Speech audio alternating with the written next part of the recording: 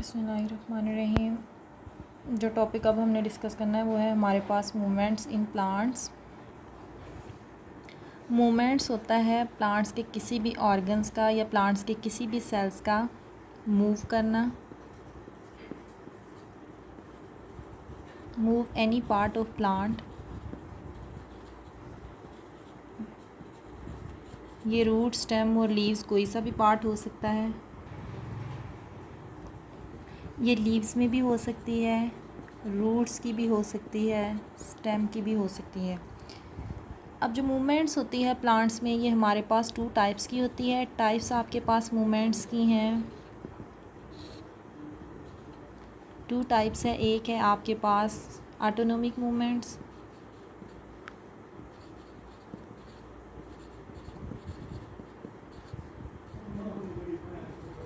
Autonomic movement. Second है आपके पास पैराटोनिक मूवमेंट।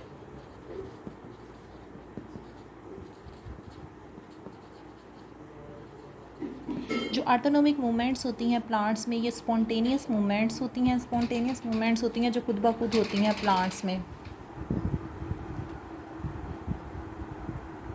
प्लांट्स में मूवमेंट्स हमारे पास 2 तरह की हैं, ऑटोनोमिक मूवमेंट्स और पैराटोनिक मूवमेंट्स। जो ऑटोनोमिक मूवमेंट्स होती हैं ये हमारे पास स्पॉन्टेनियस मूवमेंट्स हैं। प्लांट्स में खुद ब खुद मूवमेंट्स होती हैं इंटरनल सोर्सेज की वजह से।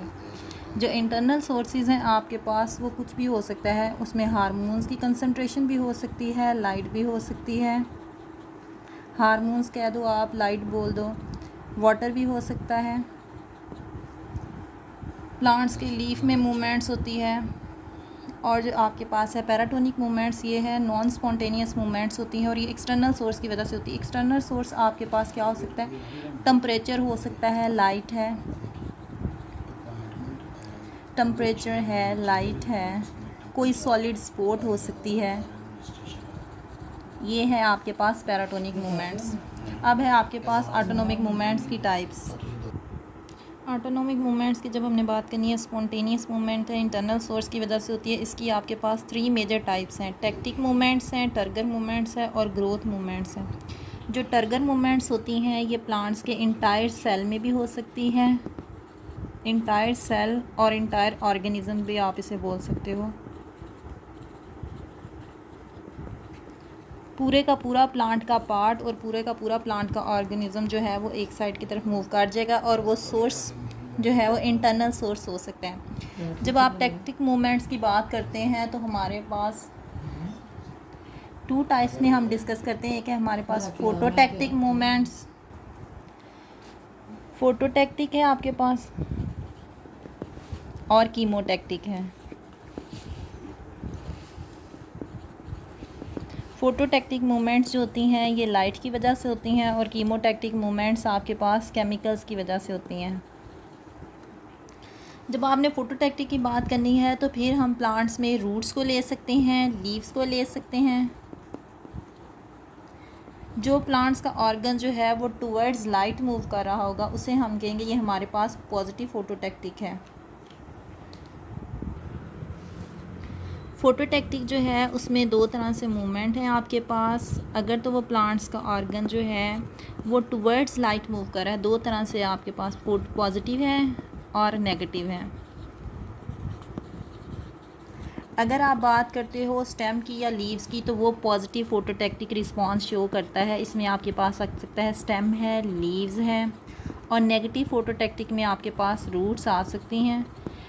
प्लांट्स के वो पार्ट्स जो टुवर्ड्स लाइट यानी लाइट की तरफ मूव करते हैं उनमें हमारे पास स्टेम है, लीव्स है, उसे हम कहेंगे ये हमारे पास है पॉजिटिव फोटोटेक्टिक।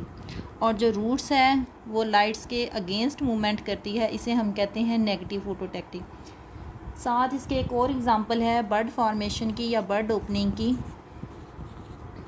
इसमें आपके पास 2 तरह से होता है। समटाइम्स बर्ड जो है वो उसकी जो ग्रोथ की आप बात करते हो तो बर्ड आपके पास इस तरह से क्लोज फॉर्म में है।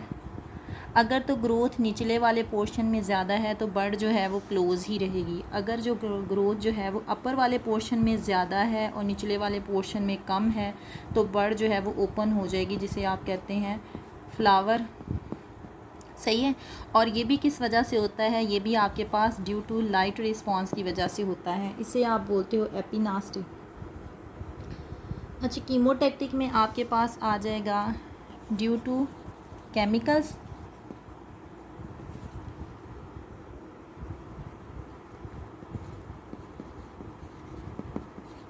कीमोटैक्टिक भी वही है कि अगर रिस्पॉन्स हो रहा है टुवर्ड्स केमिकल तो वो है आपके पास positive chemotactic, towards light, towards chemical. और अगर जो है अवे फ्रॉम केमिकल है तो हम इसे कहेंगे ये हमारे पास है नेगेटिव। नेगेटिव कीमोटैक्टिक। ये थी आपके पास टैक्टिक मूवमेंट्स की एग्जांपल्स। सेकंड टाइप है ऑटोनोमिक मूवमेंट्स की आपके पास टर्गर मूवमेंट्स। टर्गर मूवमेंट्स होती हैं ड्यू टू हाइड्रोस्टैटिक प्रेशर या वाटर के प्रेशर की वजह से। इंटरनल अगर प्लांट्स में वाटर का प्रेशर ज़्यादा है तो इसे हम कहते हैं, ये हमारे पास जो मूवमेंट्स शो होंगी हम उसे कहेंगे ये हमारे पास टर्गर मूवमेंट्स हैं। टर्गर मूवमेंट्स में आप ले सकते हो प्लांट्स की जो मूवमेंट्स हैं, स्लीप मूवमेंट है, रैपिड मूवमेंट है। स्लीप मूवमेंट इसमें आ सकती है। सेकंड आपके पास रैपिड मूवमेंट है। मोस्ट ऑफ द प्लांट्स जब नाइट टाइम होती है या इवनिंग का टाइम है तो आप देखते हो कि वो प्लांट्स आपको उसके पत्ते हैं वो नीचे की तरफ मुड़े हुए नज़र आते हैं, नीचे की तरफ झुके हुए नज़र आते हैं, या प्लांट्स आपको मुरझाए हुए फॉर्म में नज़र आते हैं। जब हम इसकी बात करते हैं तो हम देखते हैं कि जब हमारे पास एक लीव है तो उसके जहाँ पे लीव एक डंडी के साथ अटैच है, इस डंडी को हम कहते हैं ये हमारे पास है पल्विनस। यहाँ पे पानी की मिकदार अगर ज़्यादा है या पानी यहाँ पे मिकदार है तो प्लांट्स का लीव क्या होता है, वो राइट है और स्टैंड होगा कि आपको लीव इस फॉर्म में मिलेगा। अगर यहाँ पे पानी की कंसंट्रेशन कम है तो वही लीव जो है वो आपको इस तरह से नीचे की तरफ झुका हुआ मिलेगा। और ये मोस्ट कॉमनली आप देखते हो नाइट टाइम में ये फिनोमिना होता है। रैपिड मूवमेंट्स की जब इस मूवमेंट्स को हम कहेंगे ये हमारे पास स्लीप मूवमेंट्स है। रैपिड मूवमेंट्स की जब आप बात करते हो तो इसमें आपके पास मिमोसा प्लांट की एग्जांपल है, मिमोसा प्लांट्स। और सेकंड आपके पास है touch me note plant. Touch me note plant में आपके पास छुई मुई का प्लांट है। आप समटाइम्स उसे देखो, जब आप उसको जो है वो हाथ के साथ इस तरह पकड़ते हैं तो वो लीव जो है वो जैसे मुरझा जाते हैं या बंद हो जाते हैं। जब आप उसे छोड़ते हैं वो साथ ही क्या होते हैं, लीव्स अपनी असल वाली पोजीशन में वापस आ जाते हैं। जैसे ही हम उसे पकड़ते हैं तो वो पानी का जो प्रेशर होता है वहाँ से मूव कर जाता है पल्विनस से, और जब आप उसे छोड़ते हैं दोबारा पानी अपनी प्लेस पे आ जाता है। ये है आपके पास टर्गर मूवमेंट्स। थर्ड आपके पास जो टाइप है टैक्टिक मूवमेंट्स में वो है आपके पास ग्रोथ मूवमेंट्स। ग्रोथ मूवमेंट्स में प्लांट्स के डिफरेंट पार्ट्स में आप ग्रोथ देखते हो, और ये जो ग्रोथ होती है ये स्टेम में, रूट्स में और टेंड्रल्स में आप देखते हो। और इसकी जो है वो पहले मैंने आपको मिसाल दी थी बर्ड की ग्रोथ मूवमेंट्स में। इसमें आप देखते हो एपिनास्टी, हाइपोनास्टी एंड न्यूटेशन। इसमें हमने बर्ड की मिसाल लेनी है। एपिनास्टी में वही जो लास्ट में जो है मैंने आपको पहले एग्जांपल दी कि जो हमारे पास बर्ड होती है, अगर बर्ड के निचले वाले पोर्शन में ग्रोथ ज़्यादा है तो बर्ड क्या होगी, बर्ड हमारे पास क्लोज रहेगी। इसमें हम लेते हैं हाइपोनास्टी। निचले पोर्शन में अगर ग्रोथ ज़्यादा है तो बर्ड क्या होगी, क्लोज्ड रहेगी। और अगर जो है वो बर्ड में ग्रोथ जो है वो आप देखो उसके अपर वाले पोर्शन में ग्रोथ ज़्यादा है एज़ कम्पेयर टू निचले पोर्शन के, तो वो बर्ड क्या होती है, वो ट्रांसफॉर्म हो जाती है इनटू फ्लावर में। सही है।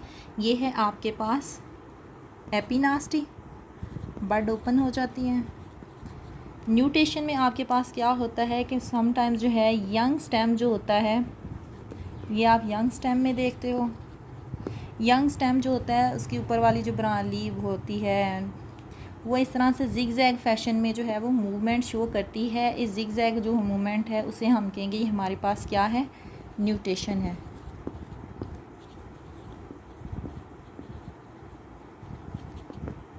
और ये जो मूवमेंट्स होती हैं एपिनास्टिक की जो बड में होती हैं, तो ये भी जो ड्यू टू इंटरनल सोर्स की वजह से होती हैं। इंटरनल सोर्स आपके पास हार्मोन्स होते हैं, ऑक्सीजन्स एंड जिब्रेलिन्स। ये थी आपके पास types of movements in plants.